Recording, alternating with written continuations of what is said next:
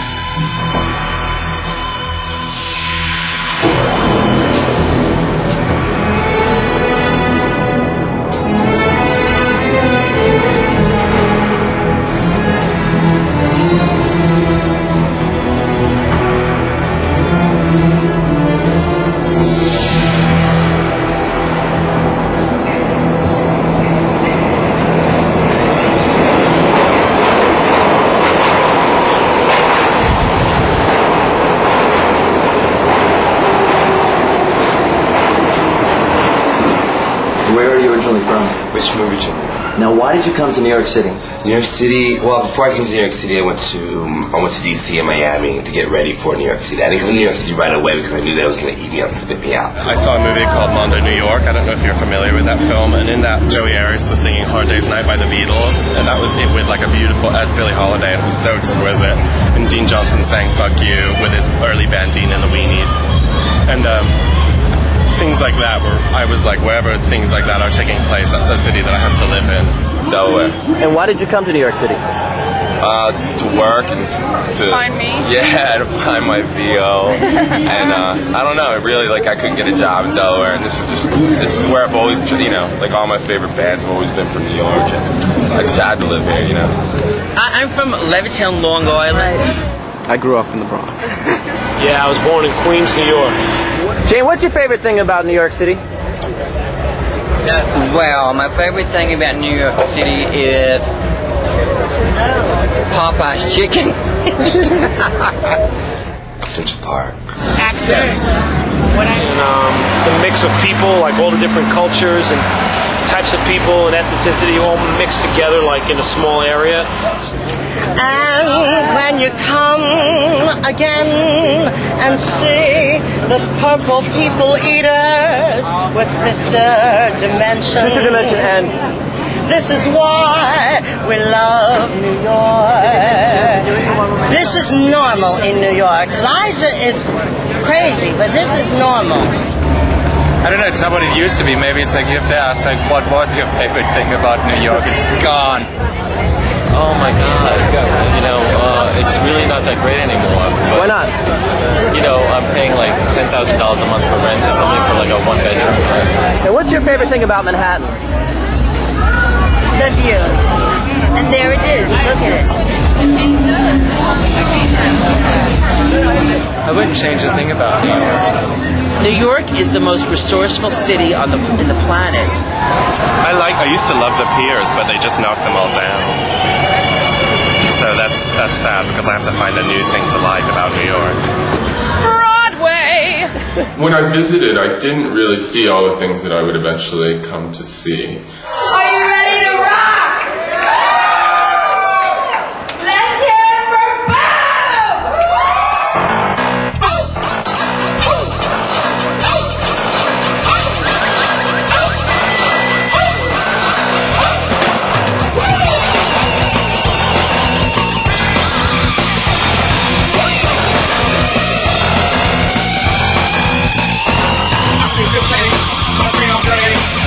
Take no meaning, must be enemies, I'm so proud. Sitting in chest.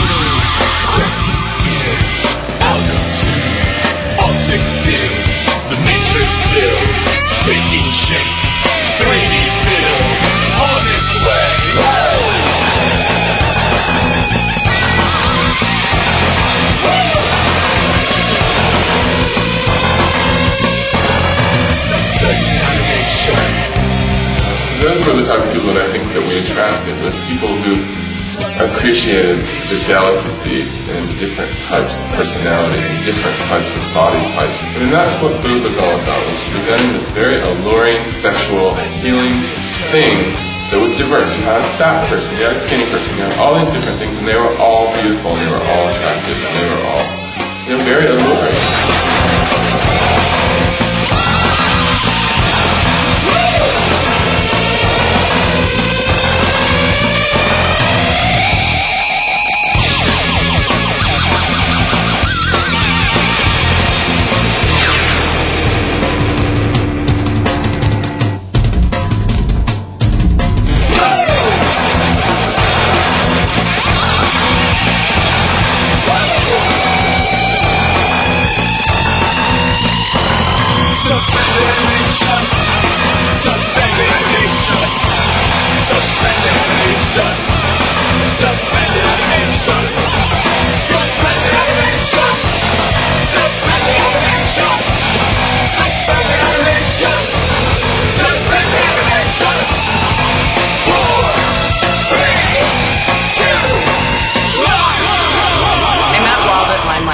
The person who gave me my first show in New York, Wally, the lead singer of Boob. And actually the first time I went to Limelight, Boob was playing and I wore my big Tupperware bra, and they kind of just made the connection that I should be the Boob girl, and then they asked me for their show at CBGB's if I would introduce them, and that's how it started. Now, how about as far as doing music yourself? I'm starting a band right now called Sybil with Wigs, and it's going to be kind of like lounge metal.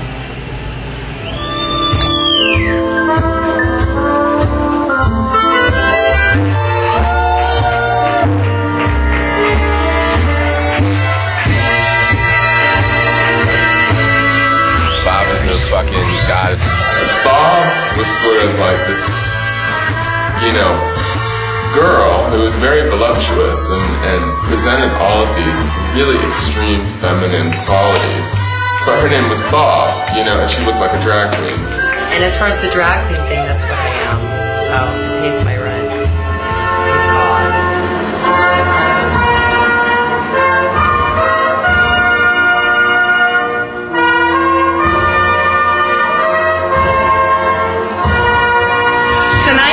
Tonight's show was my political piece, and I decided to do a political piece after the nightclub I work at on Saturdays called Foxy got repeatedly raided and is continually harassed still by the cabaret squad. There's an actual squad in the NYPD that goes around and it reinforces the cabaret laws, as Dean spoke of earlier, that were established in the 20s to shut down jazz clubs that were frequented by African Americans, and it's just so ridiculous to me. We actually got shut down once before the show could take place, and I stood at the door crying and thanked everybody for coming, and the next week we were open again, and so I came up with that piece.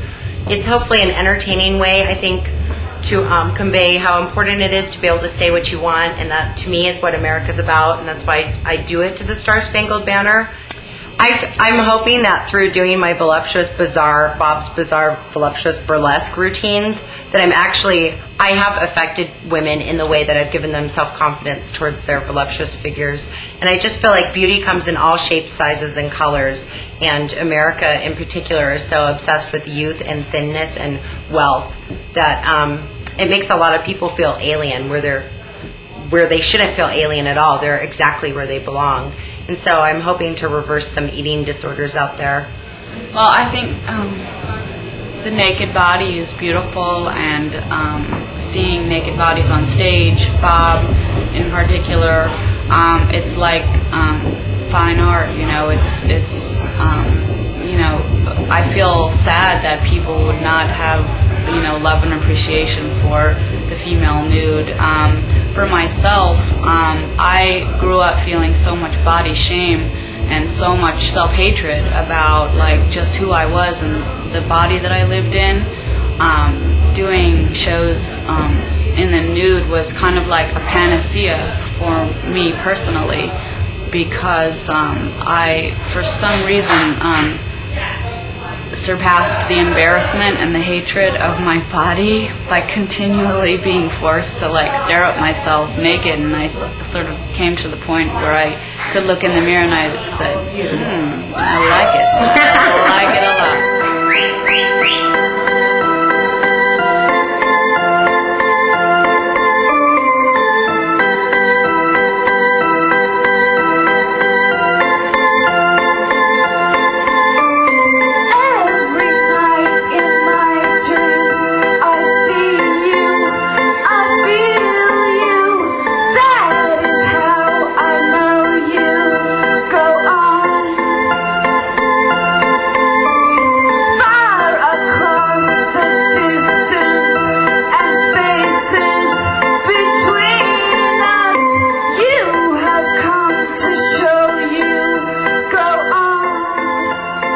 Kemper had this great presentation. She had this very sort of, props, and she had all these extra elements, like insane presentation, and it was conceptual, it meant something. That not everybody saw. Some people go, oh wow, some chick, she's naked and painted blue with blacked out teeth. Fine for those people.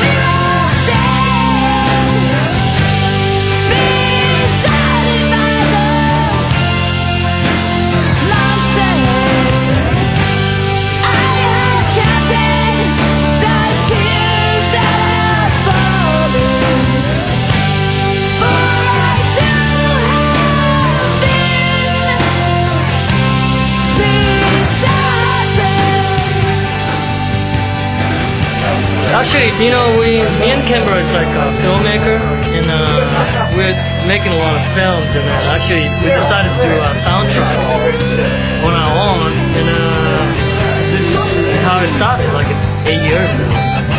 This stuff is theatrical teeth paint. Maybe I shouldn't be sharing the voluptuous secrets with you. How do you get the black stuff out of your teeth? You just brush your teeth. And it's kind of alcohol smelling and tasting, and you go until it's dry, and then you just brush your teeth. That's it all.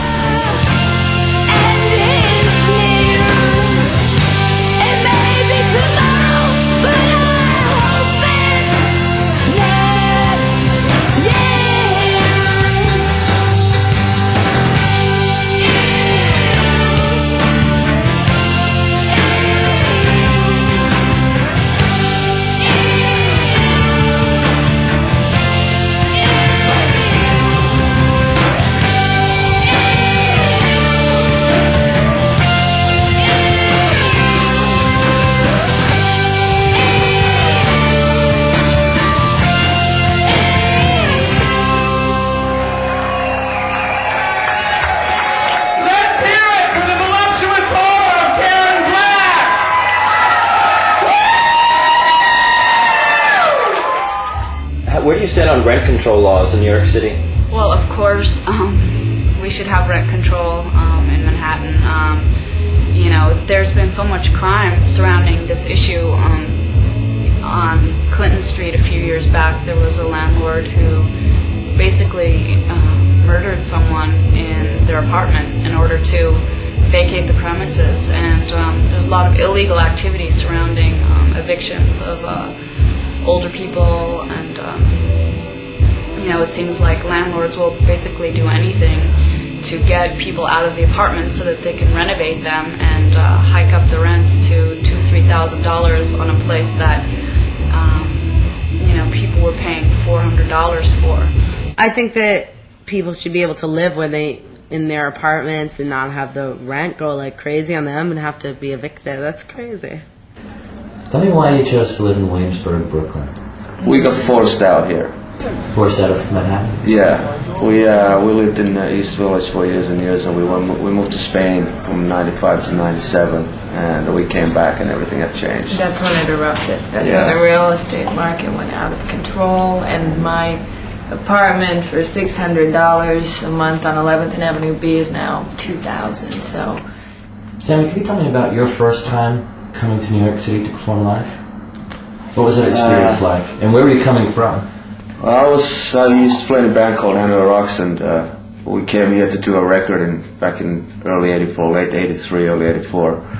And my first experience of New York was we were staying in a hotel on 43rd Street and 8th Avenue, which is at the time was completely crazy place full of pimps and hookers and drug dealers and whatnot. And it was kind of a scary experience when I first got here. I thought, like, is this the way the whole country is?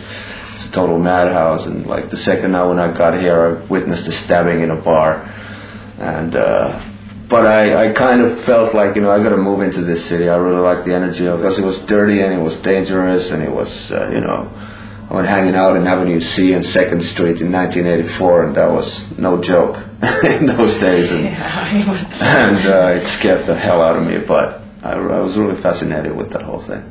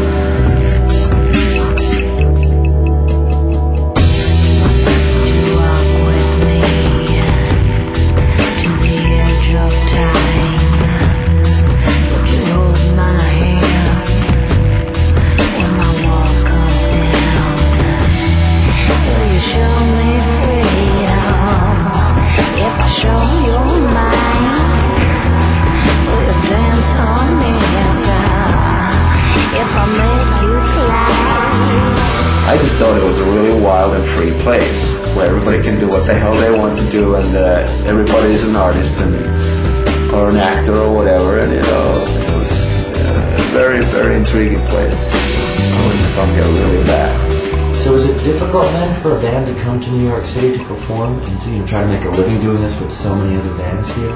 Yeah. Yeah, it's impossible. There's a million bands. It's you can't really make a living. I mean, the clubs don't really pay you that much money, and building a following is very, very hard. So yeah, it takes time. Most of the bands need some kind of investment, I guess, or trust fund to get started. A lot of people work, 2 jobs in order to keep their band going. Mm-hmm. That's the way it goes, because of the living cost in New York is, sky high.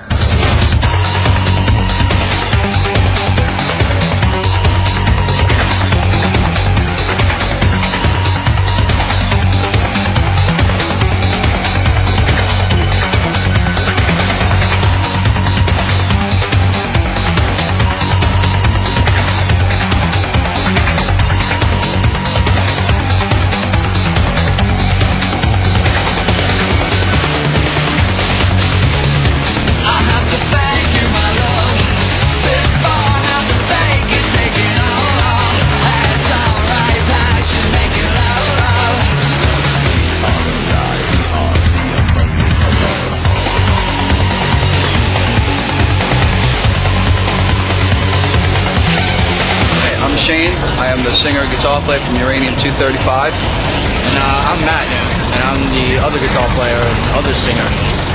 Did they get your show outside of New York? Yeah, actually. Yeah. Yeah. Depending upon who you play with, you know. Yeah. But, you know, we play with Motorhead 20% out of them, liked it, and 20% said, what are they doing? And where's that sound coming from? Where's your favorite place to play in the country? In the country? New York City. New York City is a hit. What do you like about it? That's where we live. Because it's real. Everything about here is real. So anything goes, and no one judges you here. You just like who you are, full time, and no one gives a hell.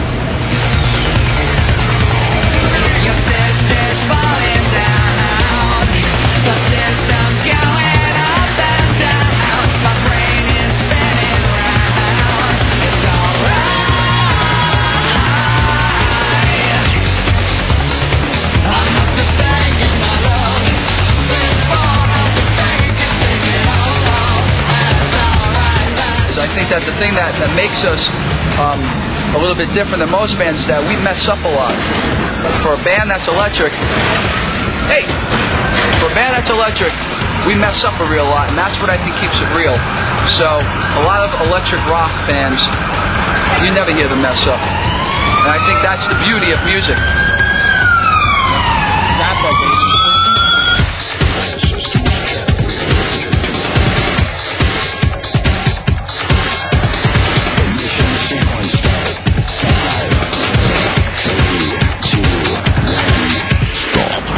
An individual, a free person, somebody that doesn't fit in with society, that does their own thing. It's not scared, it's fearless, that just pushes things a little bit. A freak is somebody who's just they can't cover up, even if they put on like a suit and a tie, like you can tell they can't get away. I couldn't describe the word freak. It doesn't really do anything to me. To me, freak is a good thing. Oh, a freak. I don't know. I mean, you know, half of New York City is a freak. I really wouldn't describe a freak, you know? I mean, this is the people that we live amongst. Freak is just, that's an outside perspective. Someone my mom doesn't like. What is a freak? An individual is a freak. A freak? Probably just anyone who doesn't consider themselves a freak. Anyone who's out of the matrix. Freaks from small cities are actually more. They have a tougher skin because they live in a place where it's stigma. See, in New York, you can be a freak and get your picture in Vogue for being a freak. There is no underground in New York because the fashion industry, the art industry, they all, you know, they kind of appreciate the freakishness. You know, I got dressed up I got paid to be dressed up at the opening at Beauty.com. You know, like that's New York. That's why I live here. But if you're a freak from Kentucky, I applaud you. I don't know how you stay in that shithole state, but I applaud you. Thank you for coming.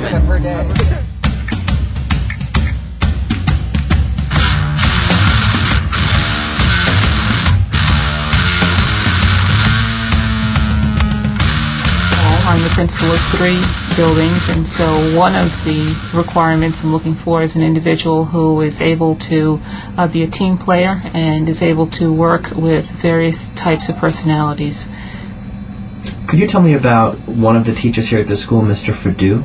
Yes, Mr. Fadu is in his 2nd full year. He is an outstanding individual in that he took the job running. It is a difficult job because he has youngsters from kindergarten, and kindergarten is when they're 4. Some of them are 4 in September, turning 5 and 6, and he has the awesome task of trying to develop their appreciation for art and their talent in art, and do it in a kind and compassionate way, nurturing their self-esteem, which is something that's very important to us.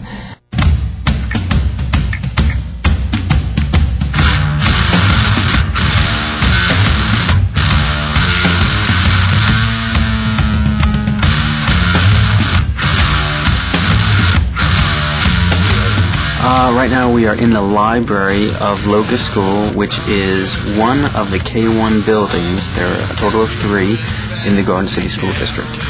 And what night is it tonight? This is parent-teacher conference night, where the parents come in to talk to teachers to find out how their student is doing. And let me ask you, how is our education system doing?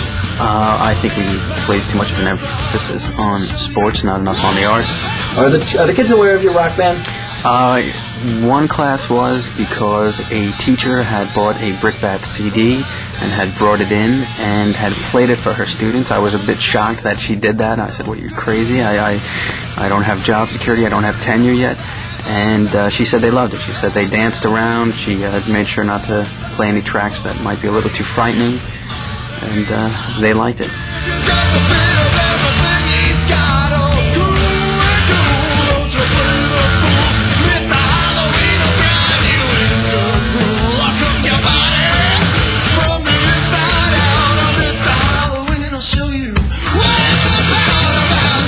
Mr. Purdue.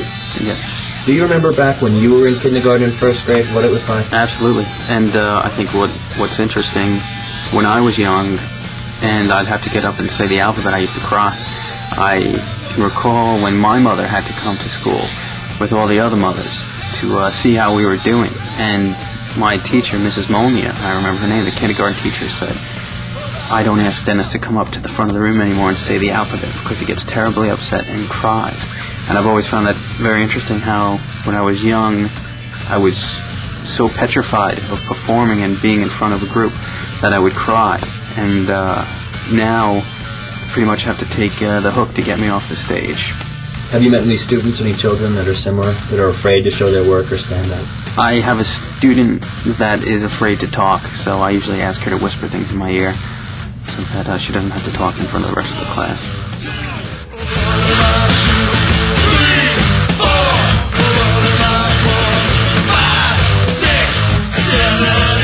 If I was one of his students, we would be looking forward to having him come into the classroom, having him gather us around the table or on the rug, and him showing us something that would make us interested in doing some sort of artwork. And he knows that I know that he doesn't want me to copy what he's doing. And that's not what he would be proud of. He's proud if I'm doing my best.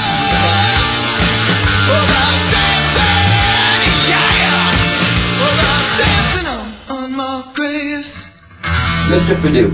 Yes. Do you think other people in the music industry would be surprised if they found out you were a school teacher? I think most people would be very shocked and surprised to find out that I was a school teacher. In fact, usually when I do mention that I am a teacher, they almost do a double take. What do I do for a living? I got a trucking business in New York City. Yeah, this is what I do. Yeah, I make a living singing, and I've pay my bills, do everything, and for the last 8 years. Have never really attempted to fully support myself doing drag, because I've always had other things kind of going on the side. So, no, I don't support myself 100% drag, but like I said, it hasn't really been my goal. I work also in publishing. Nah, not yet, but we get by pretty good. Me and Dick doing stuff, like same thing, movies and modeling or whatever people are paying me for. I've done some really stupid things to live in the city, so. Sure, for years. It pays well? Well, I'll tell you the truth. At the moment, I do shows at Lucky Chang's. Now, Lucky Chang's is tourist trade. It's great. I love the people, but it's like, birthday parties from New Jersey, which is great. You know what? I'm not an elitist, and it's nice to perform for those people. But what I make my living off of mostly also is doing drag for private events. And I've done drag at the Museum of Natural History. I've done drag for a party for Citibank. To me, that's outrageous. To get in drag and go into this room full of suit and ties is just twisted. And I get a kick out of it. I think it's just more retarded. And there's more shock value involved. And so I kind of like it. And you make a living doing that, too, because, if you're going to sit here and be all proud that you don't do it for the money, then you end up leaving and becoming an accountant yourself, and I'd rather be a drag queen. I danced in clubs for years. I don't do that anymore. I worked in clubs for years also. Now I'm doing commercials and movies to support myself, which is another chancy job to have. Oh yeah, everybody worked. What did you do? Well, I worked in a gallery.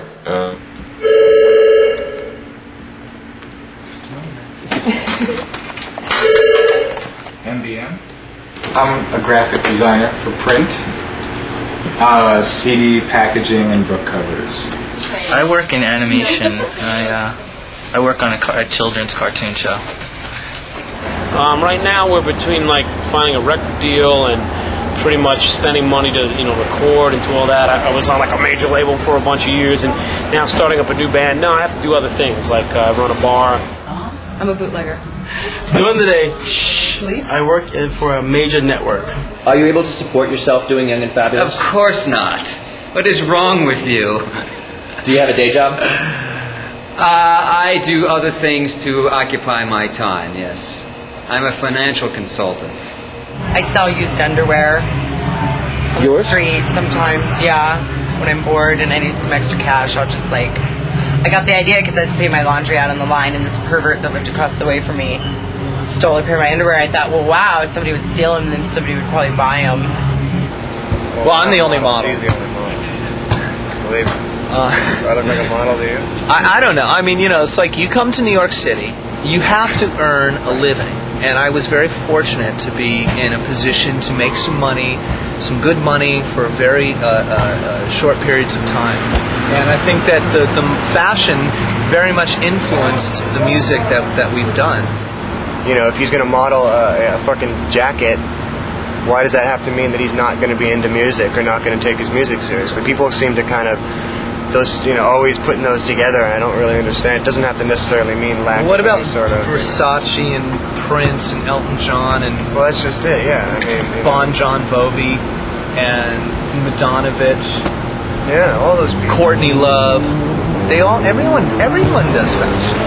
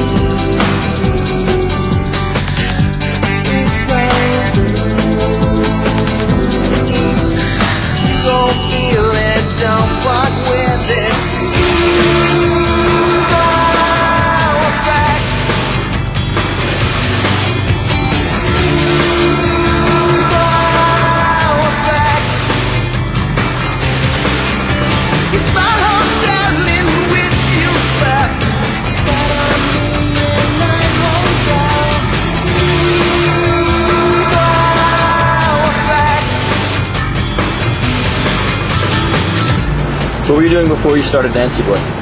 I was sort of in a transitional period, kind of a little sick of Los Angeles, a little sick of kind of acting, and I just was kind of coming up with like a movie idea about kind of an androgynous type of rock star. A guy comes to New York and kind of makes it big.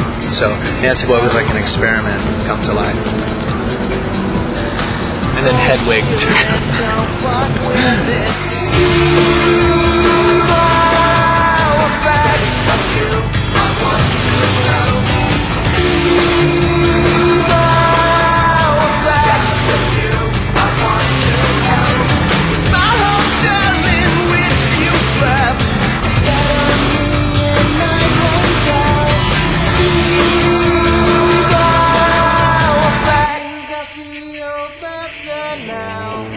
I'm just happy that we're still around, that we're all still friends, despite all the ups and downs and all the kind of negative things or whatever that's been said about the band, or positive things. The end result is that we're all still very close. We can all still make music together, and if we all wanted to walk away from this tomorrow, we could, and we would still be great friends. And I think that we've just had an amazing time together, and the exciting part is that I think the best is yet to come. So would you say we have any glam rock scene in New York City right now? There's a little one brewing there, boiling underneath, and I really like that. There's a couple of really good bands. There's Napalm Stars you should go check out, which is a really good band, Excellent. new band. And there's a little scene going on that happens at Don Hills on Wednesday nights, and that's one thing that I really like over here. Mm-hmm. It's just basically pure fun. That's all it is. It's got nothing to do with anything else. It's just All right, now we're gonna kick it up, we're gonna kick it out, we're gonna do a little rock and roll in LUV in the New York City. Come on, baby, let's do it!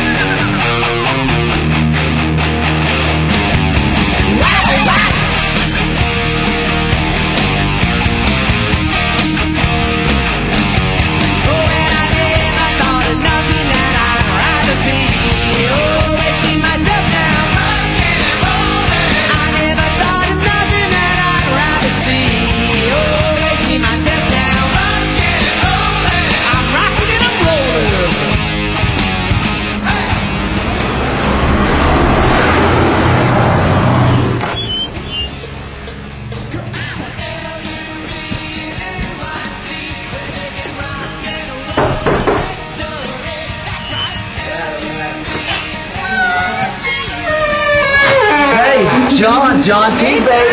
Come on in, baby. Come on. Welcome to a wonderful little house here in Yonkers, New York. Come on. Hey, what, you live in a barn, baby? Close the door behind you. Unbelievable.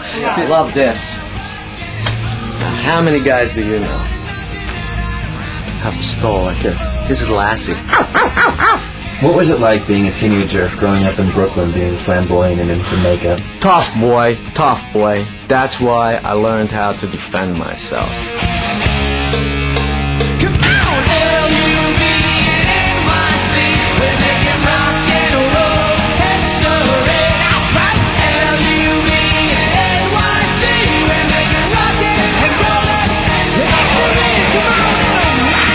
Well, I remember once driving with my father in Brooklyn years ago. I was probably about, I don't know, 16 years old. I had my long, shaggy haircut, and, you know, I was really pretty in those days, and, you know, my little cool, like, huckapoo kind of jeans, tight jeans with bells, and my marshmallow platforms, and we're driving, and, like, there's 2 or 3 girls walking with the same kind of clothes and haircut. My father says, "That's what you want to look like." And I said, "That's right, Dad. They look cool. They don't have anything like that for guys." Like I say, when it comes to all these clothes here, all this shit down here, look at all this shit, right? On the piles of flashy colors and clothes and fabrics and things. I love it all.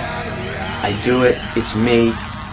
And yet, I gotta be me all the way. Which is, even if I'm wearing these things, there's still, you gotta look inside and see who else I am. Which goes back to the problem we were talking about earlier, that people have a problem with realizing there's more to you than just that makeup, that hairdo, and them fancy duds.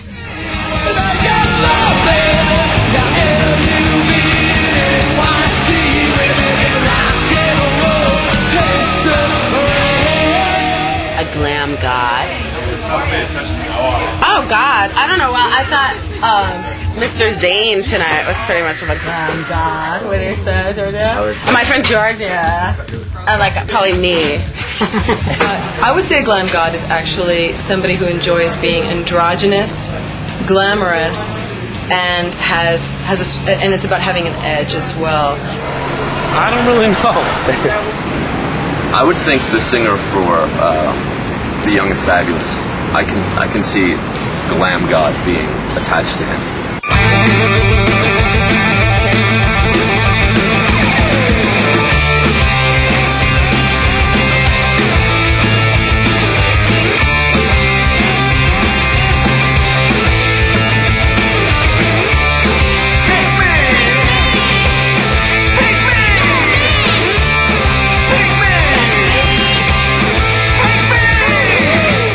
Like me to do some acting for you? We'd love it. Another scene from Streetcar Named Desire. I do the Marlon Brando part of Stanley. Oh, Stella! Stella! Oh, Stella!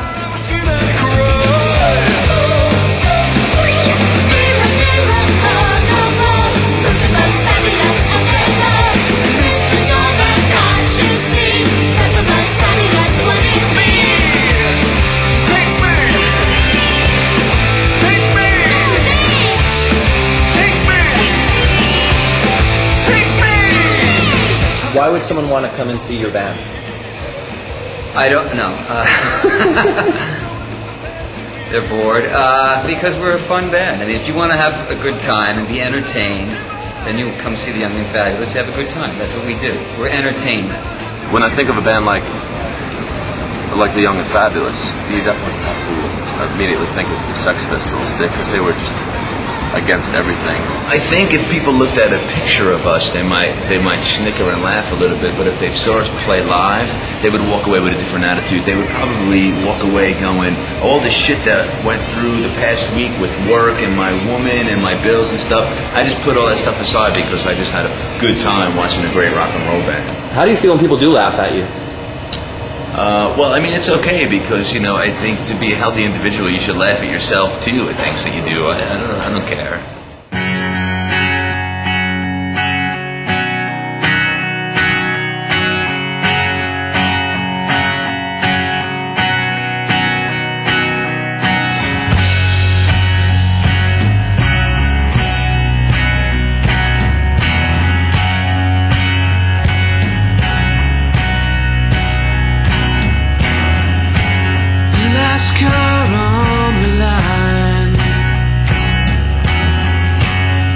push you back during time.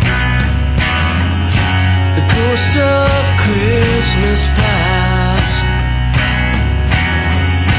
left Walt Whitman in the trash.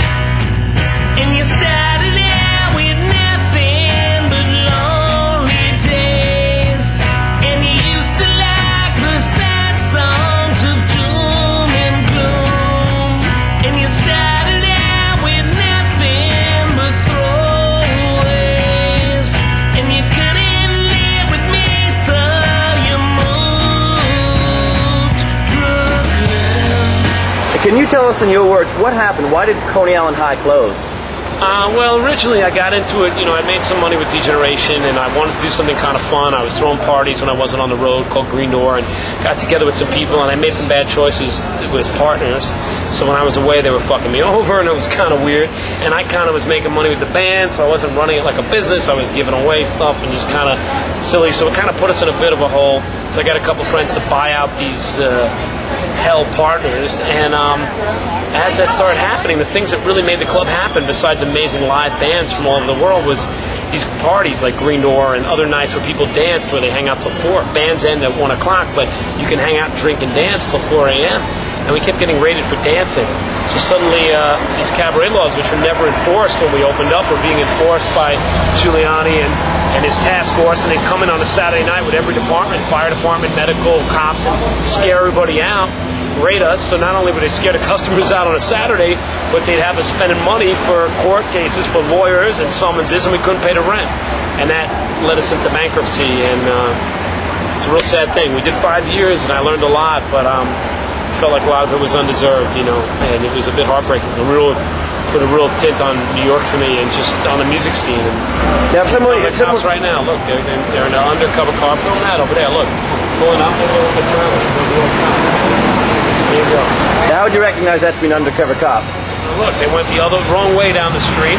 They're all dressed in an undercover car. Here they come. Maybe they're going to bust Continental. Let's go see what's going on. Follow me. Let's take a look. Hey, they're going to bust Trigger's balls. There we go. Check it out. They're not beating anybody up. Does this scene look familiar to you? Yeah, it's familiar. There you go. Everything we're talking about is happening right now. Why do you think they're doing this? The place is making money. It's the middle of August, and I don't know. Maybe some fucking one person made a phone call, or maybe they're just coming to break balls. So how could we make a difference? What could we do? Well, I think when Giuliani's out of office, I think like karma and a lot of things, not the most spiritual person myself, but maybe you make a difference. And I think people's awareness, they have to know. People have to get out and speak about what's happening. So maybe when people vote next time, they won't vote some guy that's like ready to sell the city out to Disney World.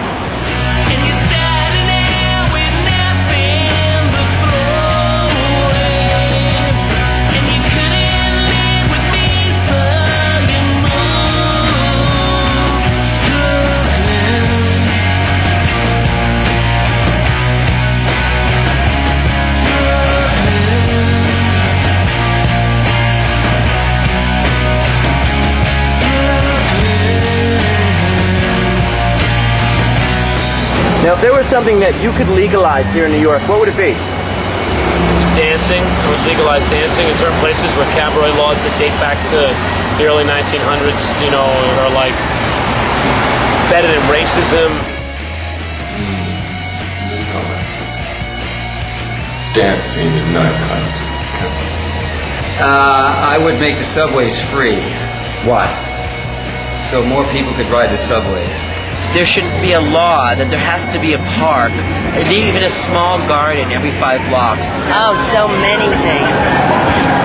Number one, I would legalize counterfeit money so that all my friends would have lots of money and not worry in the world. Flyering should be legalized because it's too expensive to advertise your band shows and publications. Gay marriages. I suppose that would be a good one to start with. Why? There's well, just because it's ridiculous. The whole situation with that.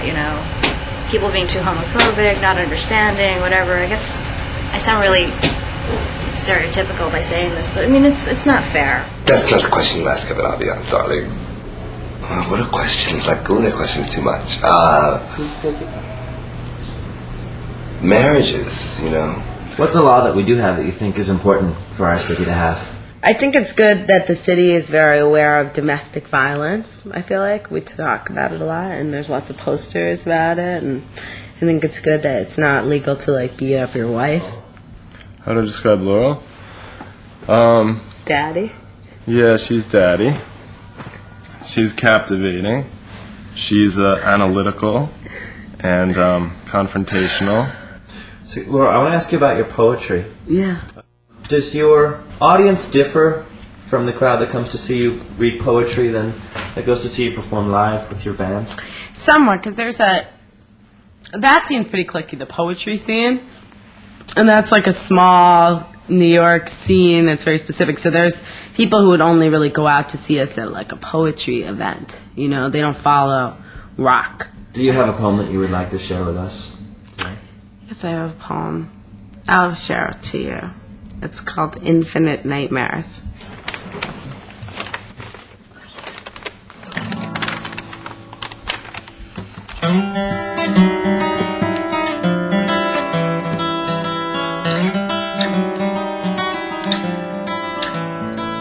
In every crevice of the messy apartment writhe monsters. Fucking with hands full of entrails, shitting while eating shit.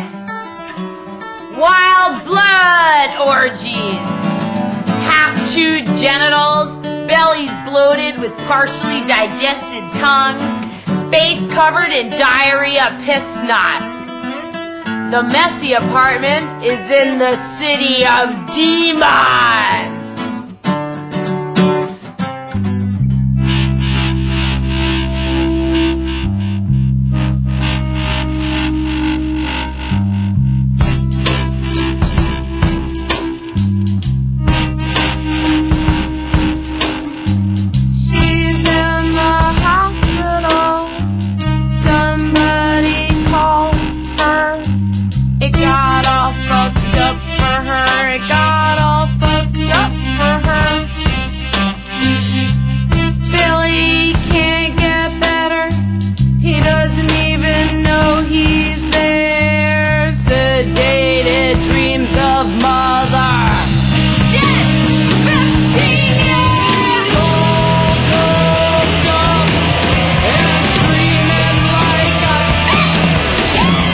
It's different because singing is a full body experience.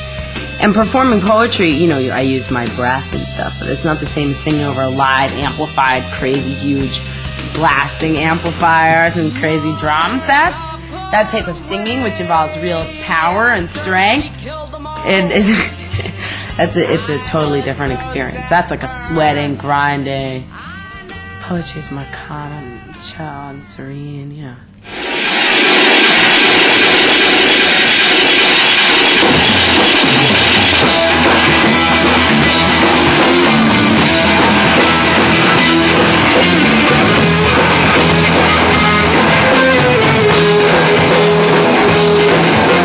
Why in New York City do you think that the gay and straight and rock music scene blend so well together? New York's very naturalistic, you know, I think. 'Cause it's all here. Like the East Village has like a rock club right next to it. It'll be a gay club. There's a lot of gay men out here and women that are very into rock and roll. I don't know about you, but I grew up with Kiss and all those great bands. I think gay people love rock, and some prefer dance music, so they hang out where they hang out, and we hang out where we hang out. Some of the people that I really look up to are, first of all, Jane County, because she is legendary, and now that I know her on a personal level, she is the sweetest, kindest, most supportive person I've ever met. She's just adorable, and I love her. Then the Lunachicks, because Theo of the Lunachicks, not to pick anybody out, but she is more or less the front person of the band. She is the most amazing thing on earth, and exactly what I would want to be if I was a woman. Yeah.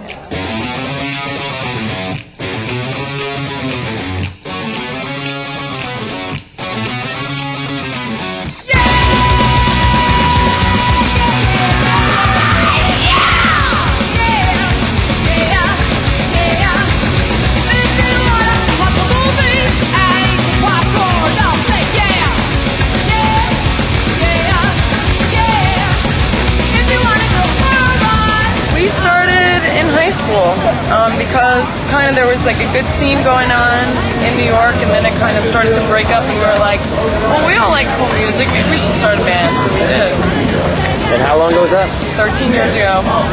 How has the New York City music scene changed in the past 13 years? A lot and not at all at the same time, actually, because there are bands that like were around then that have just morphed into other bands, but there's still like at least a few of the same people in them and stuff. But I think, you know, with the way that politically the city's gotten with Giuliani, that the scene has really been, you know, stunted a lot by that, because there's really not that many places to play, and it's unfortunate.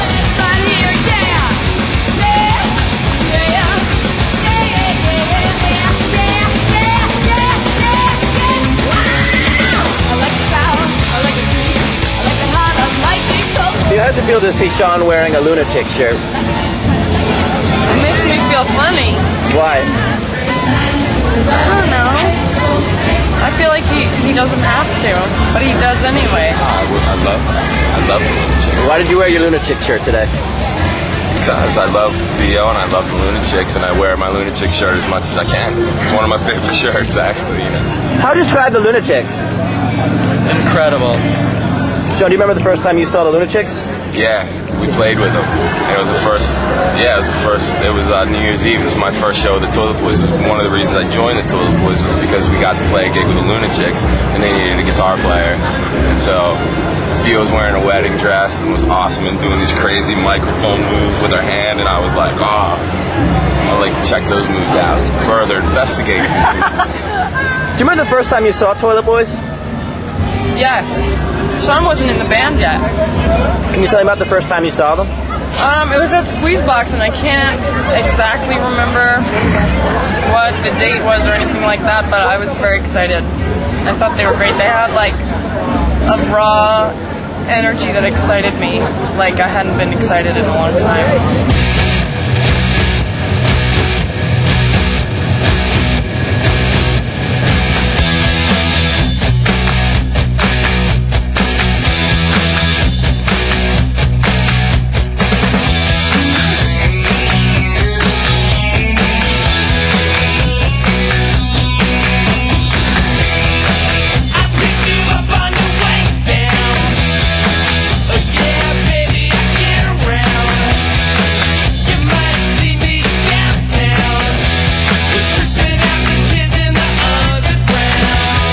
Probably one of the best bands to come out of New York City in years.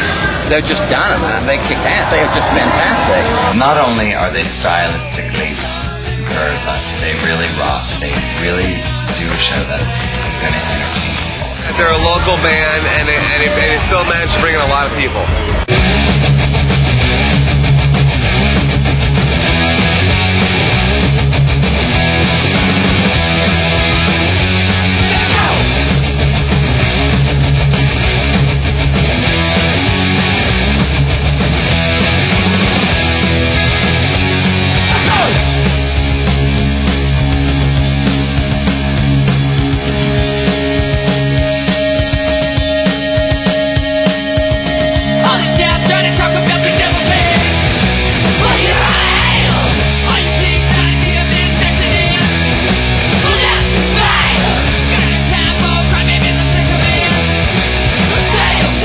So a guy came up with this name, Toilet Boys.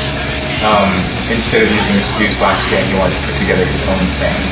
Basically, we learned a bunch of covers, you know, and it was all to open up for Debbie Harry, who was performing, I guess, for the first time with Squeezebox or something like that. So, you know, it was like a big honor for all of us, big honor for a guy, you know, guy fronting his own band for the first time. But nobody ever expected it to go anywhere. Now, why did you join the Toilet Boys? Because I am a toilet, you know what I mean? You kind of know what you are. You know, it all made sense. That's why. If someone didn't know what the Toilet Boys were and never saw your show, how would you describe that? Explosive.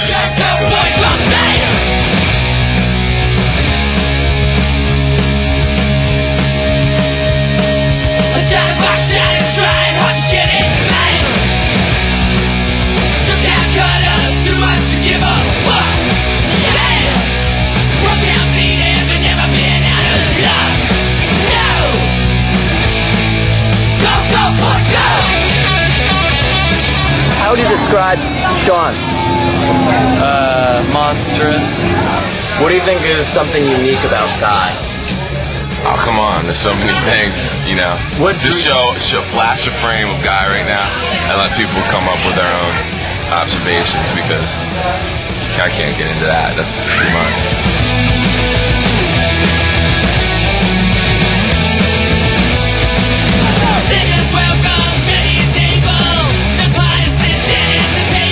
Rockstar means something to me. Glam, I don't know anything about that. I would say a fine line between genius and egomaniac. A rock star, someone that's successful and has a special charisma, makes money for doing something that gives something to people that people look up to. Very bright clothes. Yeah, Mick Jagger, but I'm starting to think, I've lately been trying to think of who is a rock star now, like who's like currently. Very few. And there just aren't that many left, A rock star? Somebody who makes music, rock and roll. Who would you say would be some of the grandmothers and grandfathers of the New York music scene that paved the way for what you're doing today? I hate to make anyone feel old, but absolutely Blondie and Ramones and Jane.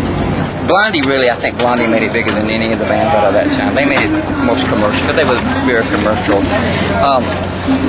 The Ramones, although there was such high energy with that music, the songs were very non-threatening and they were very simple. If you ask the Ramones if they made it, they'd probably say Kiss made it. You know what I mean? It's like, because, yeah, like Theo said, they're great. You can't resist them, and they're going to be legends. And coming from New York, I think, gives a certain, I don't know, it's just the history here, because they forged a way and did something new and inspiring. Our next performer has been a fixture of New York for as long as I can remember, and I mean that in the best of ways.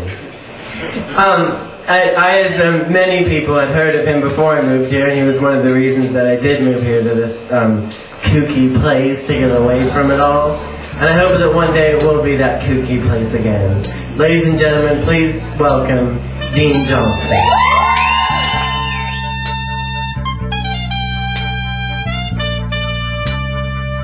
Rich man, fake tan, hair club for men.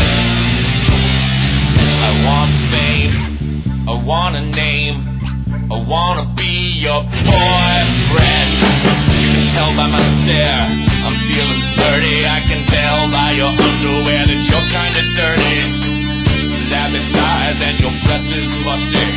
I just close my eyes, this is how it must be. If you wanna fuck the fridge, you gotta pay the toll. If you wanna make big, you gotta play with trolls. So, pardon me, when I go stepping up to Fire Island with David Gelman. Out on the way, 'cause I'm going palin' around the Riviera with Sandy Gellin. Here I go. So why did you come to New York? I went to NYC Film School, but pretty soon I realized that wasn't really what I wanted to do. I got a job at Boy Bar doing the door there, and just kind of got like sucked into the club scene, and I started hanging out with a friend of mine who kept putting an instrument in my hand and telling me I had musical ability, and before I knew it, I was performing, and because I was part of this club scene, it was really easy for me to get gigs, as long as I was in drag, That was the only way I could get work. Gonna make me a star, so take your tongue out of my rear. Whisper in my ear, tell me everything you're gonna do for my career. If you wanna play the game, you better know the score. If you wanna make a name, you better know how to whore. So, pardon me, when I go stepping up to Fire Island with David Geffen. Out of my way, 'cause I'm going palin' around the Riviera with Sandy Gellin. Here I go. What's it like to play CB's in the year 2000? It's timeless. No, it hasn't changed at all. It's exactly like it always was. It was great then, it's great now. There's a little more graffiti, a little more dinge, a few more fruit flies, but there's a real sense of history here. What is it that makes CB's legendary? It was like a birthplace for so much, not just, genius, but the whole movement, the whole, the birth of punk happened right in this building, you think of like the people that have been on that stage, Debbie Harry, Patti Smith, the Ramones, the Talking Heads, Television, New York Dolls. It's just, you know, it's amazing. Pardon me, well I go stepping out to Fire Island with David Geffen. Out of my way, 'cause I'm going prowling around the Riviera with Sandy Gallen. Here I am, made in a thriller, being on the beach in Malibu with Mary Diller. Here I go, I'm feeling fine, strolling down Madison Avenue with Calvin Klein.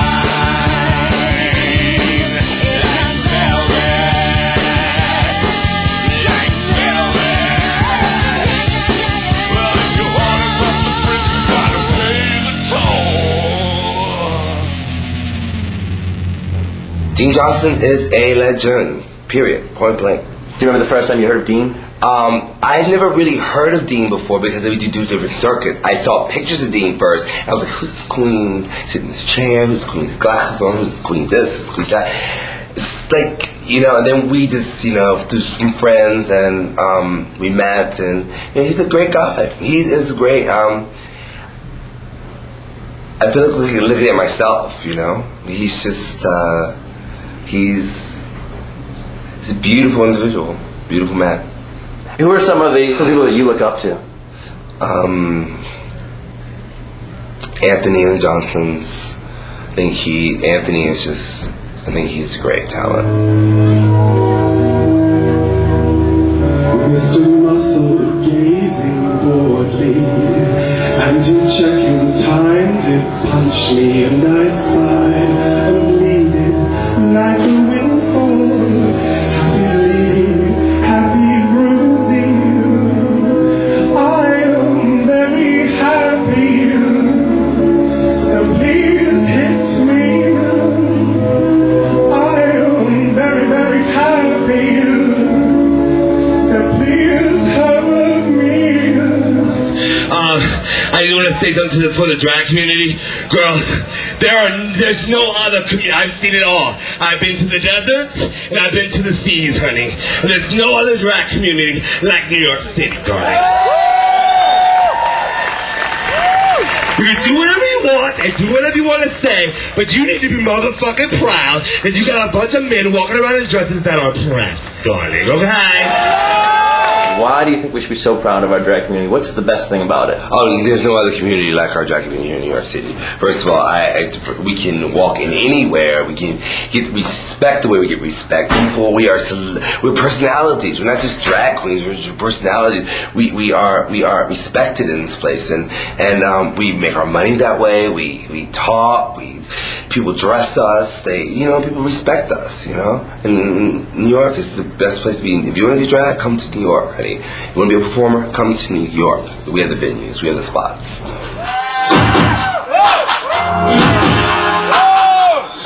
Kevin's great. I mean, Kevin, we have mutual friends, and I went to see his show at Fez, and I was blown away. He's such an amazing performer. He's very engaging. He has a way of making you feel like he's talking directly to you when you're standing in the audience, and that's the kind of charisma is very rare. I think he's a very gifted performer. Alive, alive, alive, alive. Gold, the gold, the gold, the gold. Gun, the gun, the gun, gun. Fire, fire, fire. How did it feel to perform on stage at CBGB? It was amazing. It was so I've done a lot of clubs around the world, and to be here at this space, at this venue, knowing what I was walking into, I was kind of nervous, scared. I turned down the first time I was going to do it. I got scared. I was scared because I just wanted to be of the caliber, the people that have been here,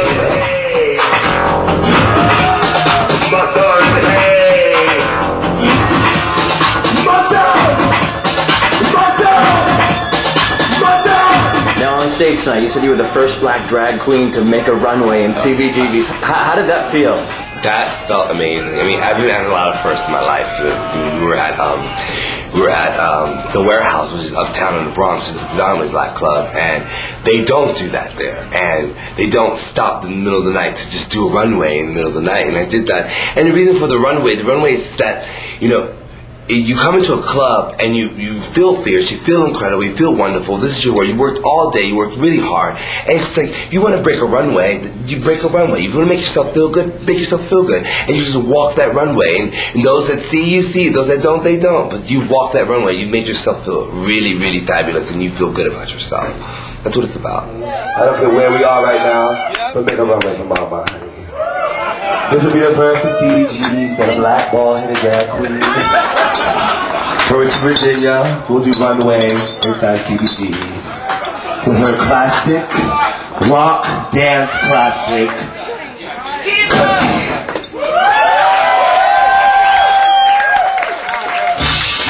Feeling hot, feeling tea.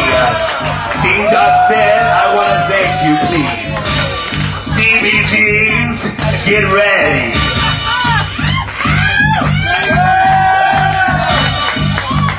Stop it for 1 second though, honey. Stop the song. Stop it, because I'm not feeling cunty yet, so excuse me for a second.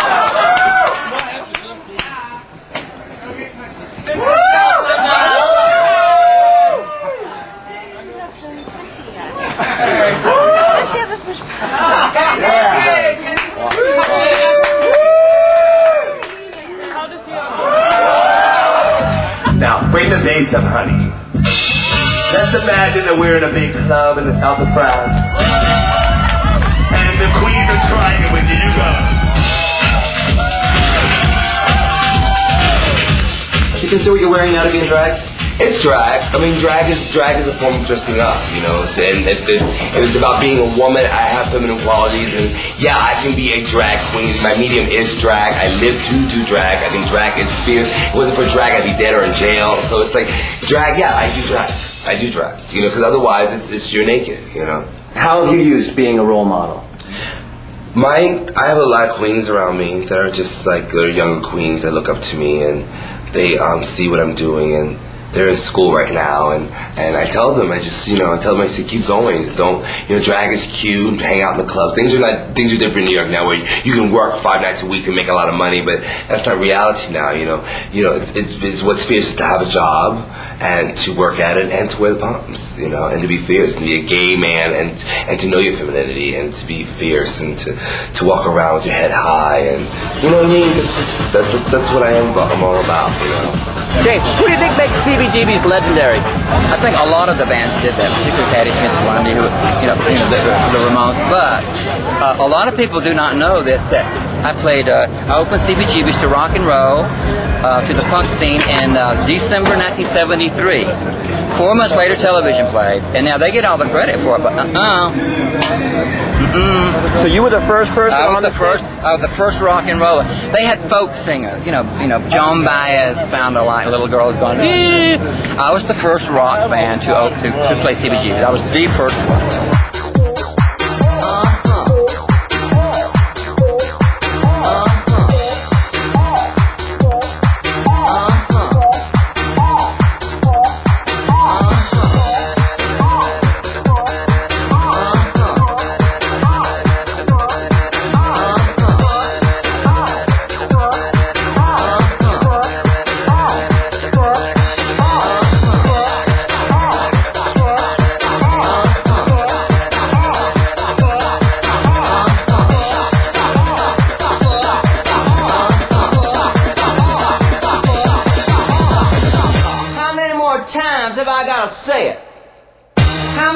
Times have I got to say it?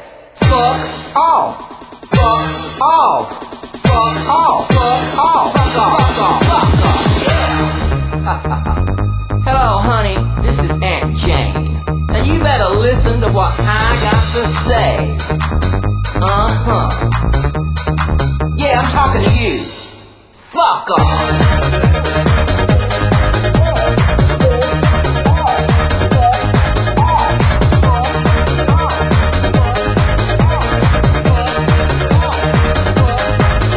What was gay life in New York City like in the 60s? Well, it was wild, but at the same time, there was a repressive streak because, you know, they used to raid clubs a lot.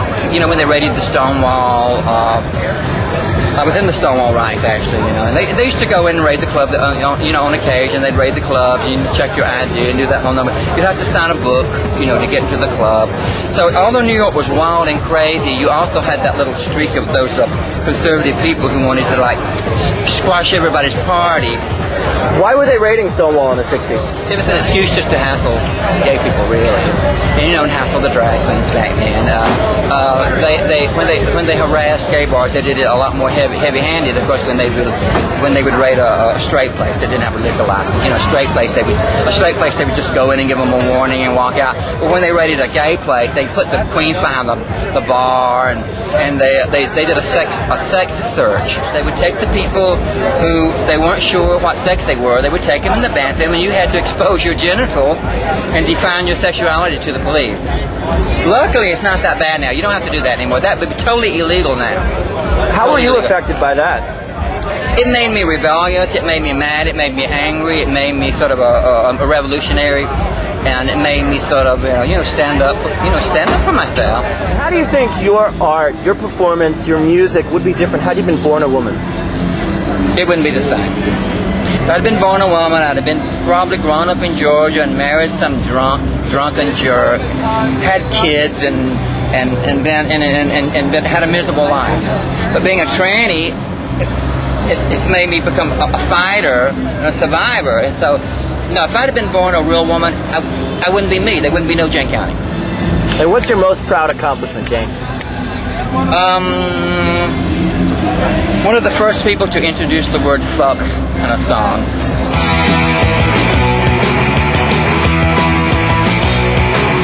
If you don't wanna fuck me, baby, baby, baby, fuck off.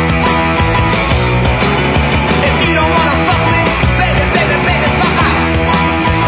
Baby, baby, fuck off. Baby, baby, fuck off.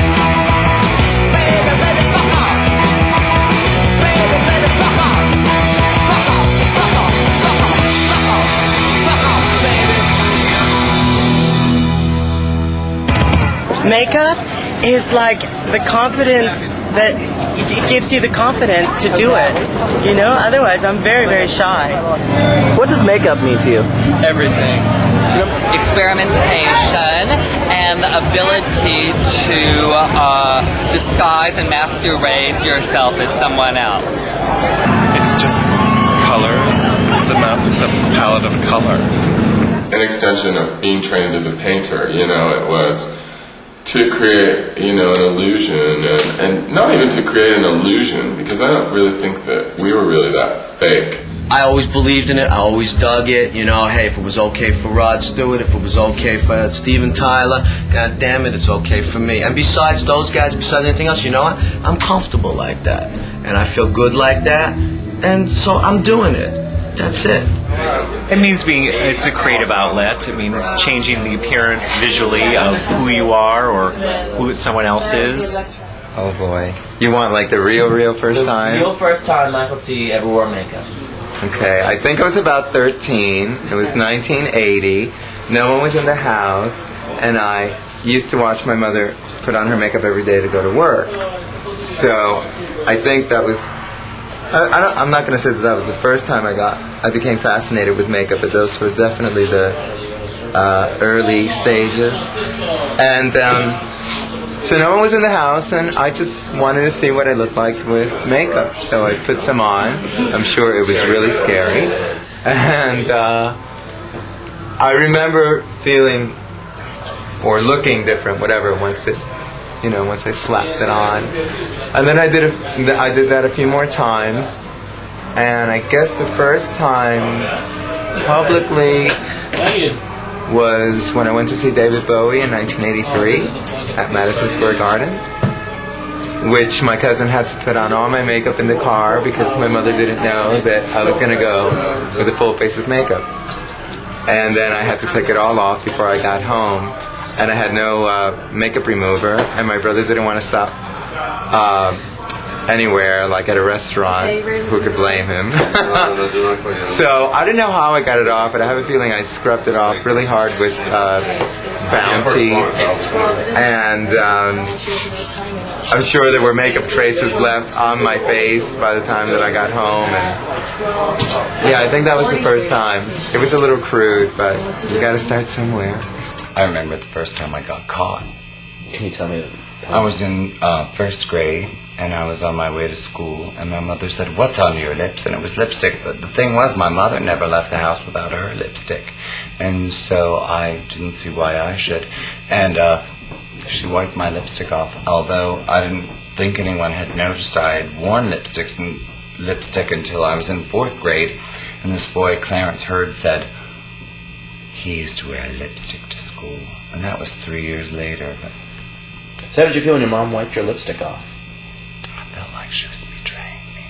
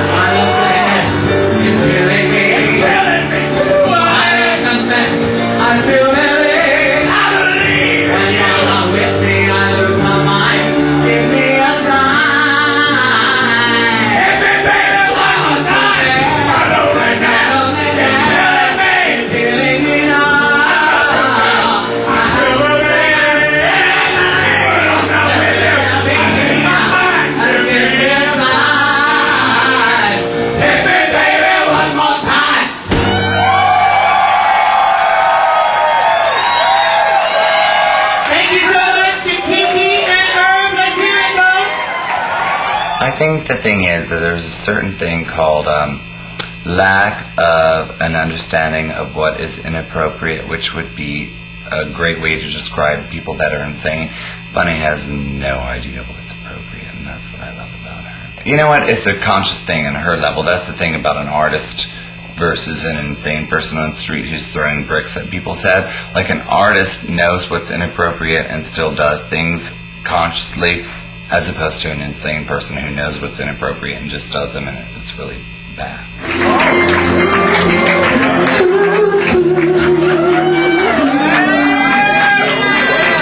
If you could read my behind love, what a tale this old tale would tell.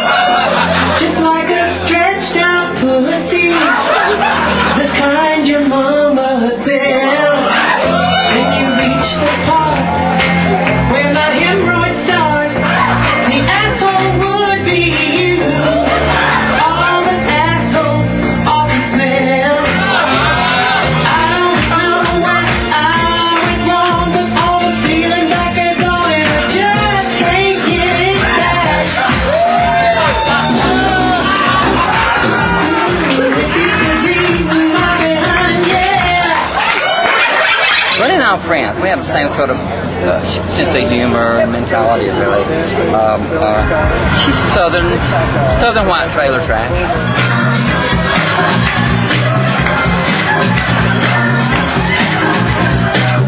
Do you know some crashing bore backstage asked me, "Bunny, can I smell your pussy?" And I said, "Certainly not." And he said, "Oh, well, it must be your feet."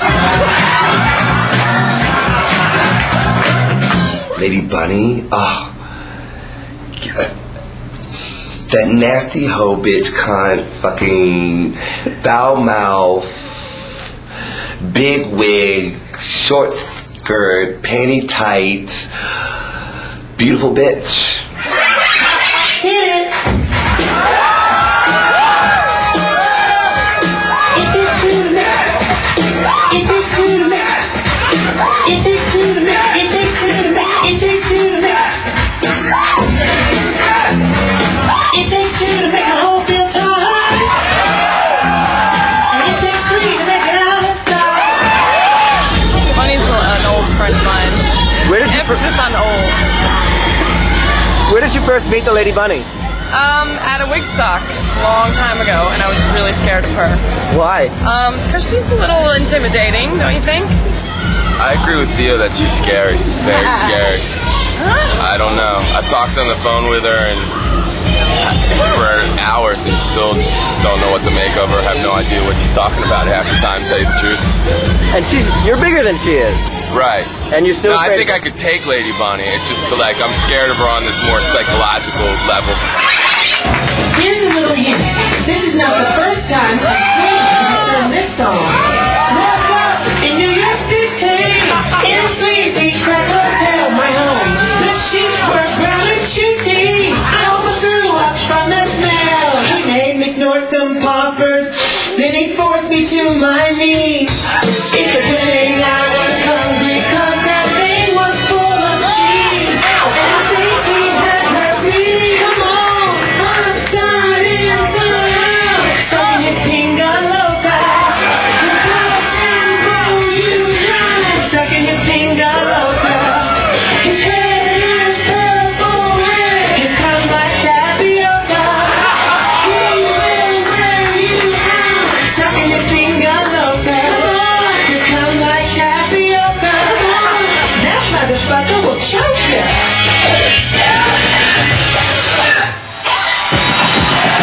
Thank you.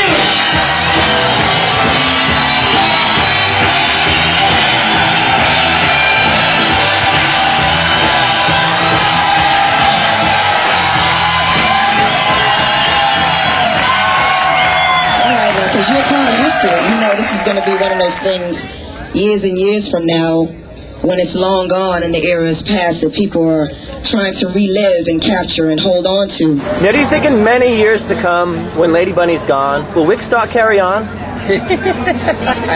I don't think Woodstock can't carry on without Lady Bunny, no. I sure hope so, because why shouldn't anything great keep going? I would hope not. I mean, the main thing that makes it fun is her. Bunny, can I ask you one question? Yes. Long after you're gone, will you leave the name Wickstock to anyone else?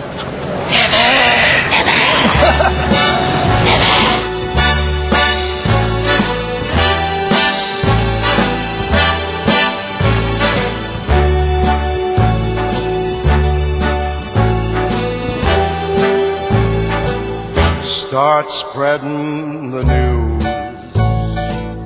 I'm leaving today. I want to be a part of it. New York, New York. These vagabond shoes are longing to stray right through the very heart of it. New York, New York. I want to wake up in a city that doesn't sleep and find I'm king of the hill, top of the heap. These little town blues are melting away. I'll make a brand new start of it in old